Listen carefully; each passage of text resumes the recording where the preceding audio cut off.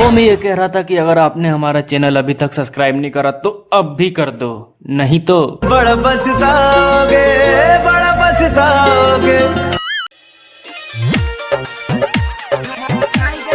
DJ लाल बाबू राजा recording studio राजा सोमवारसा थाना चौक थाना चौक।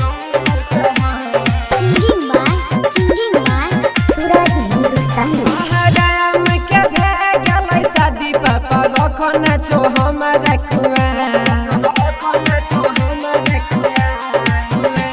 हराम के भेगलै शादी पापा रखन छो हमरा कुआ जल्दी से कइर दे बियाह न त भाग जइब दिल्ली शहर जल्दी से कइर दे बियाह न त भाग जइब बम्बई शहर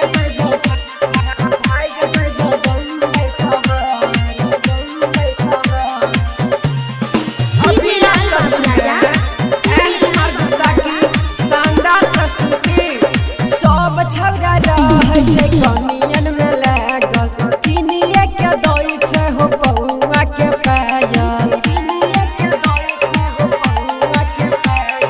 यारावा सब रहै छै कनियन में लागल किनिए के दै छै हो पौआ के पायल नै जदी मन हो पापा तो मोर जइब खाई के जहर नै जदी मन हो पापा तो मोर जइब खाई के जहर जल्दी से कइर दे बियाह न त भाग जइब दिल्ली शहर जल्दी से कइर दे बियाह न त भाग जइब बम्बई शहर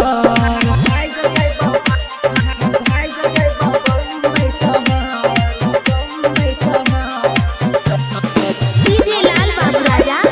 डीजे लाल बाबू राजा। लागै छै कि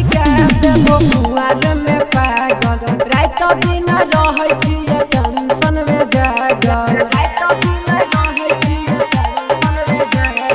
लागै छै कि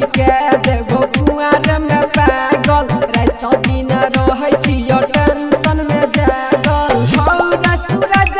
के बतिया पर उठै चकिया लहर छौरा सूरज के बतिया पर उठै चकिया लहर जल्दी से कइ द बियाह न त भाग जइब दिल्ली शहर